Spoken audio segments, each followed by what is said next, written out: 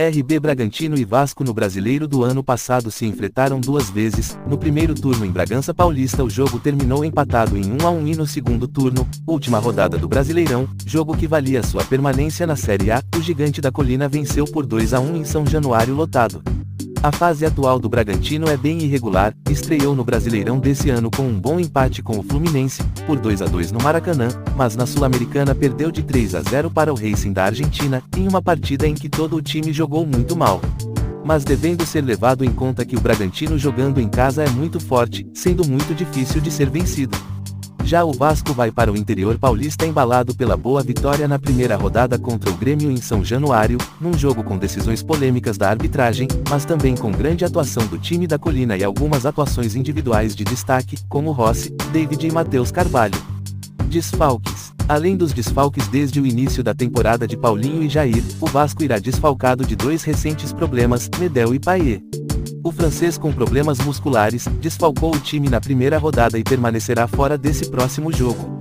Já Medel sentiu um incômodo na coxa no jogo contra o Grêmio e foi liberado para ir ao Chile para visitar sua mãe que passa por problemas de saúde. No lado do Bragantino, os principais desfalques serão Elinho e Lucas Evangelista, ambos lesionados, que estão em fase de recuperação. Diante de todas essas vertentes apresentadas, o melhor palpite para esse jogo é o empate, com 50% de chances. Grêmio e Atlético Paranaense. Essa partida apresenta duas equipes em momentos distintos. O time paranaense vem embalado com o título do Campeonato Paranaense e a estreia com goleada sobre o Cuiabá de 4-0 na Arena da Baixada. Já o tricolor gaúcho, apesar de ter sido campeão gaúcho, teve uma estreia muito ruim no Campeonato Brasileiro, sendo derrotado para o Vasco em São Januário. No Brasileiro do ano passado as equipes se enfrentaram duas vezes, com uma vitória para cada lado. Curiosamente o placar foi o mesmo 2-1, para o time visitante. Com certeza a torcida tricolor vai empurrar o Grêmio para alcançar a primeira vitória, mas não será tarefa nada fácil, pois do outro lado terá uma equipe muito forte e organizada que vem fazendo grandes campanhas em torneios nacionais e sul-americanos há muitos anos, que é o atual líder na tabela do Campeonato Brasileiro. Com grande equilíbrio entre as equipes há uma forte tendência que essa partida termine empatada, as chances de empate são de 60%, com chances de vitória de apenas 20% para cada lado. O confronto entre Fortaleza, uma equipe muito bem estruturada, entrosada há muito tempo, muito respeitada nas competições da América do Sul, e que iniciou o campeonato com uma importante vitória fora de casa contra o São Paulo. De outro lado o Cruzeiro, que vem sob muitas críticas e desconfiança de sua torcida, por ter perdido de virada a final do Campeonato Mineiro e apesar de ter vencido o seu jogo de estreia no finalzinho contra o Botafogo no Mineirão, ainda precisa melhorar muito seu futebol para que seu torcedor possa ter esperanças de uma grande campanha. No Brasileiro do ano passado, nos confrontos, cada equipe venceu uma partida pelo mesmo placar, 1-0, curiosamente a vitória do Cruzeiro foi no Castelão, campo do Fortaleza e o Fortaleza venceu no Mineirão, campo do Cruzeiro. Pelas condições atuais de cada time, é claro o favoritismo do Fortaleza, com 60% de chances. Já empate tem 30% e a vitória do Cruzeiro apenas 10%.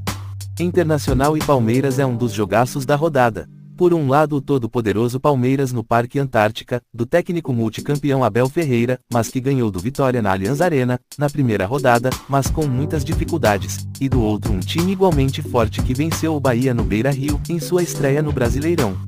No Brasileirão passado, o Palmeiras aplicou 3-0 no jogo realizado em São Paulo e no segundo turno em Porto Alegre a partida terminou empatada em 0-0.